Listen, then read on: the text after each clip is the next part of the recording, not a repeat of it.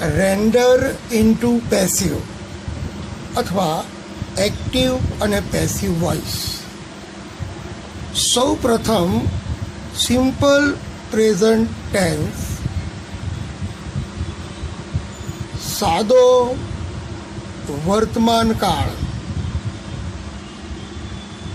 અહીં ક્રિયાપદનું મૂળ રૂપ અથવા ક્રિયાપદને એસ કે ઈએસ પ્રત્યય અને નકાર અને પ્રશ્નાર્થ બનાવવા માટે ડુ કે ડઝ પ્લસ મૂળ ક્રિયાપદ. અહીંયા પેશિવમાં એમ ઇઝ આર પ્લસ ભૂતકૃદંત. ઉદાહરણ લઈએ કે આઈ ટેક ટી. આઈ જે છે એ કર્તા છે, ટેક ક્રિયાપદ છે અને ટી કર્મ છે. તો tea is taken by me. તો આ ઇઝ ટેકન છે એ પેશિવનું ક્રિયાપદ થયું. એ જ રીતે સાદો ભૂતકાળ. સાદો ભૂતકાળ જે છે એમાં ક્રિયાપદનું ભૂતકાળનું રૂપ અને પ્રશ્નાર્થ નકાર માટે ડીડ વત્તા મૂળ ક્રિયાપદ. જેમ કે ઉદાહરણ લઈએ, આઈ ટુક ટી. આઈ કરતા, ટુક ક્રિયાપદનું ભૂતકાળ અને ટી ક્રિયાપદનું કર્મ. પેસિવ કરીએ તો વોઝ કે વેર અને ક્રિયાપદનું ભૂતકૃદંત. આ જ વાક્યને આપણે પેસિવમાં કરીએ તો tea was taken by me. Tea was taken by me. હવે સિમ્પલ ફ્યુચર ટેન્સ, સાદો ભવિષ્યકાળ. સાદો ભવિષ્યકાળ સિમ્પલ ફ્યુચર ટેન્સ. એમાં શેલ કે વિલ પ્લસ મૂળ ક્રિયાપદ. શેલ કે વિલ પ્લસ મૂળ ક્રિયાપદ. અને પેસિવમાં શેલ કે will plus be plus past participle. ચલો એક એક્ઝામ્પલ લઈએ. I shall take tea. તો tea will be taken by me. Simple modal auxiliary. અહીંયા મોડેલ ઓક્ઝિલરી તરીકે કેન, કુડ, મે, માઇટ, પછી શુડ, વુડ, આ બધા જ મોડેલ ઓક્ઝિલરી કહેવાય. અને એની સાથે ક્રિયાપદનું મૂળ રૂપ વપરાય છે. જેમ કે I can take T. Can પછી શું આવ્યું? ટેક આવ્યું. હવે પેસિવમાં જોઈએ તો મોડેલની સાથે, મોડેલ ક્રિયાપદની સાથે બી અને ભૂતકૃદંત. તો tea can be taken by me. તો અહીં કેન ટેક થયું, અહીંયા કેન બી ટેકન થયું. એ જ રીતે હવે ચાલુ વર્તમાન કાળની વાત કરીએ, ધ કન્ટિન્યુઅસ પ્રેઝન્ટ ટેન્સ. એમાં એક્ટિવ વોઇસમાં એમ, ઇઝ કે આર પ્લસ ક્રિયાપદનું આઈએનજીનું રૂપ. જેમ કે આઈ એમ ટેકિંગ ટી નાવ. પેસિવમાં જોઈએ તો પેસિવનું ક્રિયાપદ આવશે એમ, ઇઝ કે are plus being plus past participle. Am, is કે are plus being plus past participle. તો આ વાક્યમાં જોઈએ તો tea is being taken by me. Tea is being taken by me now. હવે ચાલુ ભૂતકાળનો આપણે ઉપયોગ કરીએ. ચાલુ ભૂતકાળમાં એક્ટિવ ક્રિયાપદ આવે છે વોઝ કે વેર અને આઈએનજી વાળું ક્રિયાપદ. જેમ કે I was taking tea then. I was taking tea then. આ વોઝ ટેકિંગ છે એ ચાલુ ભૂતકાળ દર્શાવે છે. પેસિવ કરીએ તો tea was being taken by me. Tea was being taken by me. Was being taken છે એ પેસિવ ક્રિયાપદ કહેવાય.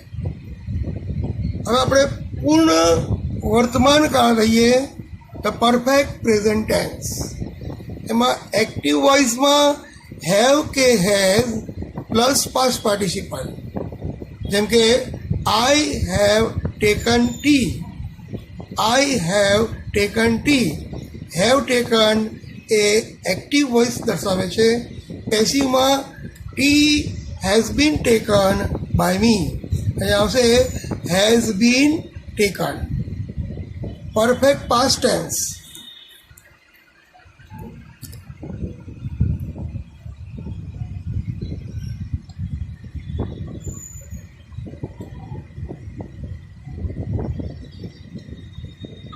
પરફેક્ટ પાસ્ટ ટેન્સમાં તમે જોઈ શકો છો કે એક્ટિવ વોઇસમાં હેડ પ્લસ પાસ્ટ પાર્ટિસિપલ અને એનું આપણે એક્ટિવ રૂપ જોઈએ તો આઈ હેડ ટેકન ટી. આ હેડ ટેકન છે એ પૂર્ણ ભૂતકાળ દર્શાવે છે. પેસિવ કરીએ તો હેડ પ્લસ બીન પ્લસ ભૂતકૃદન. અહીંયા પેસિવ કરીએ તો tea had been taken by me. અહીંયા જોઈએ પરફેક્ટ ફ્યુચર ટેન્સ એટલે પૂર્ણ ભવિષ્યકાળમાં તમે જોઈ શકો છો કે શેલ કે વિલ અને એની સાથે હેવ અને એની સાથે પાસ્ટ પાર્ટિસિપલ. જેમ કે I shall have taken tea by 5:30 PM. મેં 5:30 વાગે ચા પી લીધી હશે. અને પેસિવ કરીએ તો શેલ હેવ ટેકન છે એનું વિલ હેવ બીન ટેકન એટલે કે tea will have been taken by me by 5:30 PM. Perfect modal auxiliary એને આપણે શોર્ટમાં શું કહીશું? PMA. તો અહીંયા મોડેલ આવે છે અને મોડેલની જોડે હેવ અને હેવની સાથે પાસ્ટ પાર્ટિસિપલ. તો I could have taken tea if I had reached in time. I could have taken tea. આ કુડ હેવ ટેકન એ પરફેક્ટ મોડેલ ઓક્ઝિલરી છે. તો હવે અહીંયા હેડ વત્તા ભૂતકૃદન પૂર્ણ ભૂતકાળ વડે વાક્યરચના સંયોજાય છે. પેસિવમાં જોઈએ તો T could have been taken by me if I had reached in time. તો could have been taken આ જે છે એ પેસિવનું ક્રિયાપદ થાય છે.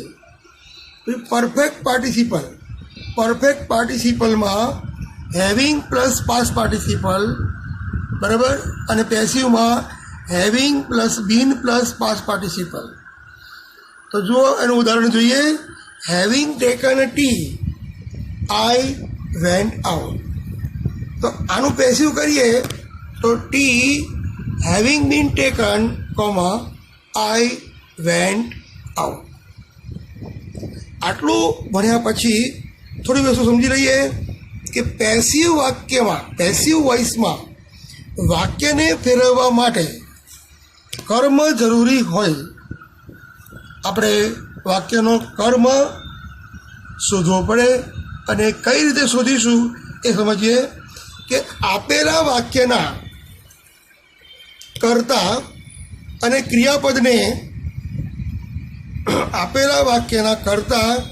ક્રિયાપદને શું વડે પૂછતા અથવા કોને વડે પૂછતા આપણને કર્મ મળે છે.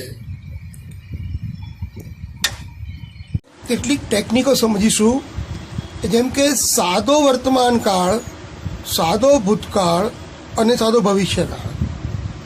તો સાદા વર્તમાન કાળની અંદર પેસિવમાં એમ, ઇઝ કે આર,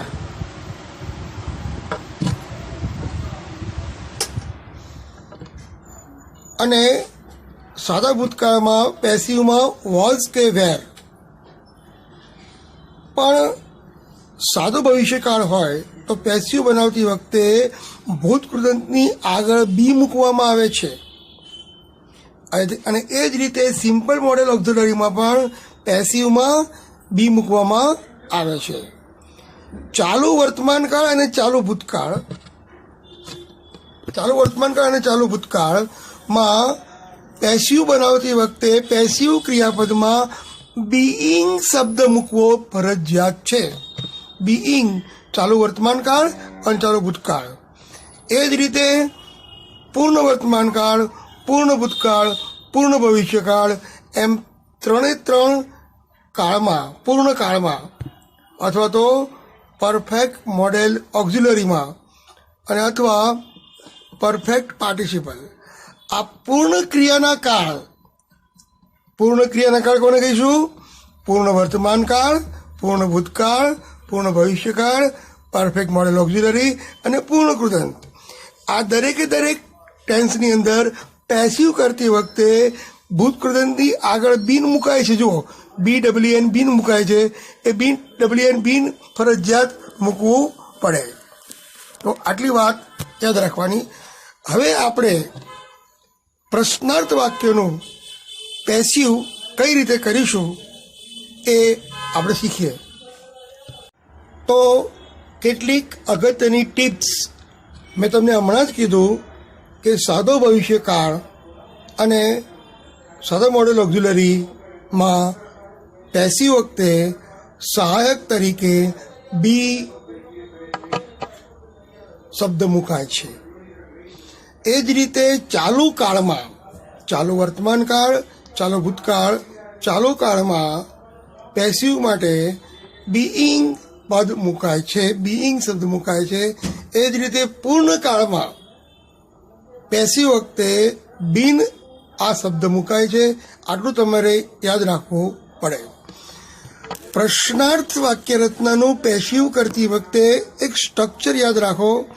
જેમ કે WH કે HW પ્રશ્ન શબ્દ, વાય પછી સહાયકારી ક્રિયાપદ વાય આર, કર્તા તરીકે યુ, વાય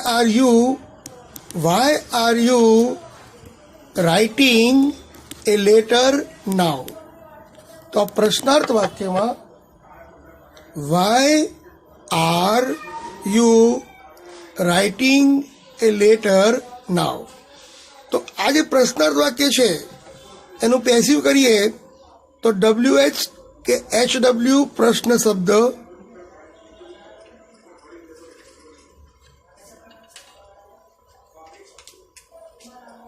WH કે HW પ્રશ્ન શબ્દ અને એની સાથે તમારે શું કરવાનું છે?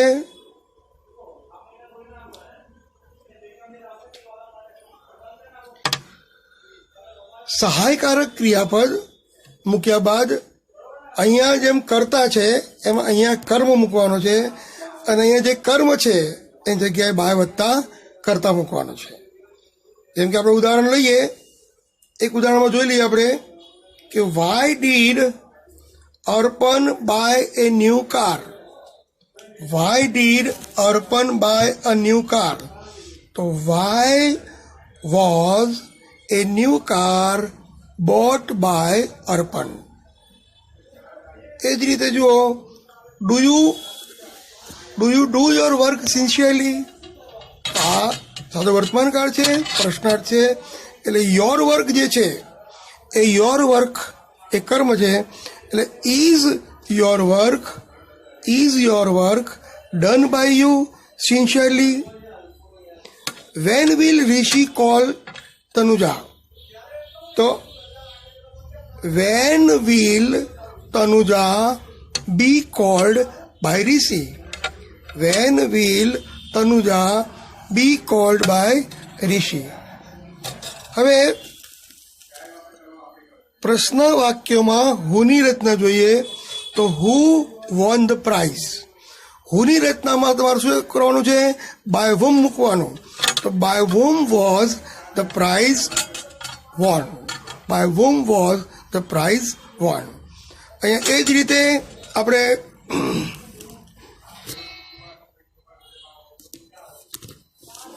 અહીંયા કોઈ પણ કાળ હોય હુની રચનામાં તમારે યાદ રાખવાનું છે કે હુ પછી ક્રિયાપદ પછી કર્મ અને અન્ય શબ્દો.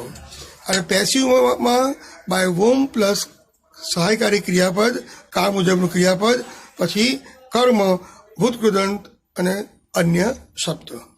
અહીંયા બાય અને કરતા મુકાતો નથી, કેમ કે વાક્યની શરૂઆતમાં હું માટેની રચના માટે બાય વોમ વપરાય છે.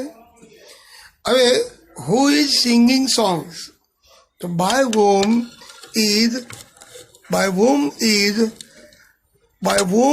અહીંયા સોંગ્સ બહુવચન હોવાથી શું આવશે? Are. By whom are songs being sung. By whom are songs being sung. હવે એક અગત્યની રચના જે છે એ આપણે જોઈએ કે આજ્ઞાર્થ વાક્યનું એને સામાન્ય કૃદંત કહેવામાં આવે છે. એને હેતવર્ગ કૃદંત પણ કહે છે.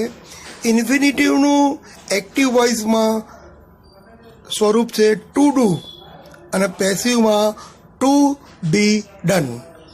એક ઉદાહરણ જોઈએ કે Kavya has to do a lot of work. તો Kavya has a lot of work to be done. તમે જોઈ શકો છો કે આ એ લોટ ઓફ વર્ક છે, કર્મ છે. તો કર્મ આપણે પહેલાં મૂકીશું, Kavya has a lot of work to be done. એ જ રીતે બીજું વાક્ય જોઈએ કે Nidhi wants to buy a new dress. તો અહીંયા એ ન્યૂ ડ્રેસ છે એ શું છે? ઓબ્જેક્ટ છે. એટલે Nidhi wants a new dress to be bought. સામાન્ય કૃદંત બહુ જ અગત્યનું છે. હવે મિત્રો આપણે કેટલાક આજ્ઞાર્થ વાક્યનું પેસિવ જોઈશું. Imperative સેન્ટેન્સનું passive. તો ઇમ્પરેટિવ સેન્ટેન્સ કોને કહેવાય? એમાં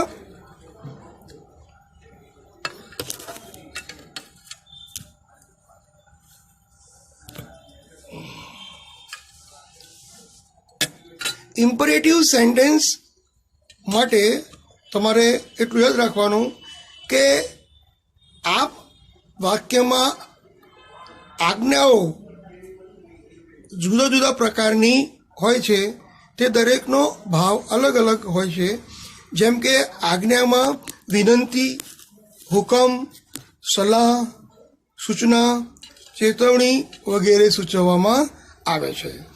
તો પેસિવ કરતી વખતે ધારો કે તમને એમ કીધું વિનંતીનો ભાવ હોય તો યુ આર રિક્વેસ્ટેડ. હુકમનો ભાવ હોય તો યુ આર ઓર્ડર્ડ.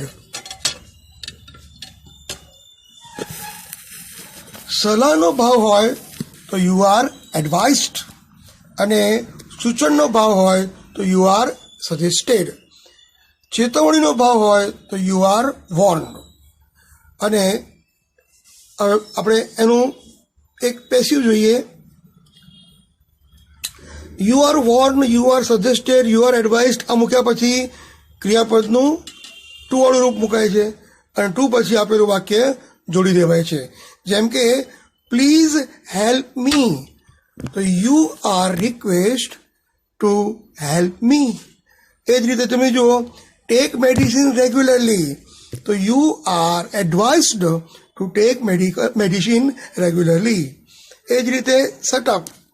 તો you are ordered to shut up. હવે આ એક્ટિવ અને પેસિવ રચના માટેની થિયરીની આપણે વાત કરી. હવે કેટલાક વાક્યો આપણે સમજીશું અને એને પેસિવ વોઇસમાં ફેરવીશું. જેમ કે mister Shah has recently presented a research paper. તો સૌથી પહેલા કર્તા, ક્રિયાપદ અને કર્મ શોધીશું.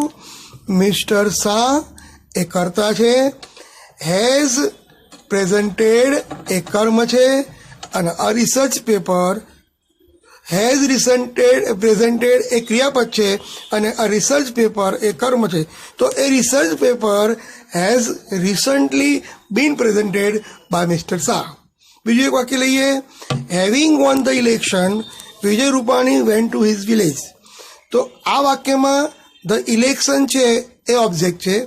The election having being won Vijay Rupani went to his village. હવે તમે જેટલી વધારે પ્રેક્ટિસ કરશો એટલું તમને વધારે સારી રીતે ફાવશે. તો આગળ પ્રેક્ટિસ માટે આપણે તમને કેટલાક વાક્યો આપીશું અને એની પ્રેક્ટિસ કરો, અને આ નિયમોને વારંવાર યાદ રાખો તો તમને એક્ટિવ પેસિવમાં તકલીફ નહીં પડે. હવે આપણે એક પેરેગ્રાફ જોઈએ કે પેરેગ્રાફનું પેસિવ કઈ રીતે કરીએ છીએ, તો એ આપણે જોઈશું.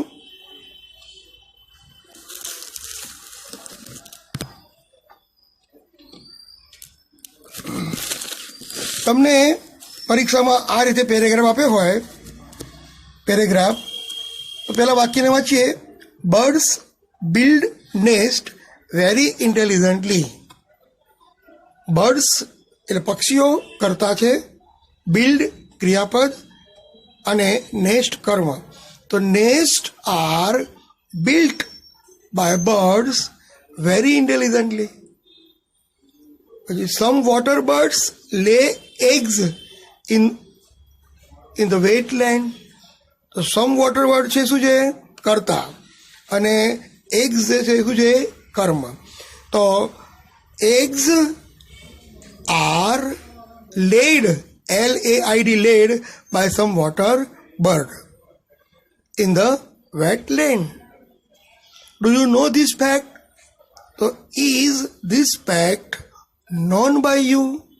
Is this fact known by you? હવે તમારે આખો પેરેગ્રાફ પેસિવમાં લખવાનો છે. એ જ રીતે હજુ એક જોઈ લઈએ કે we always drink pure water.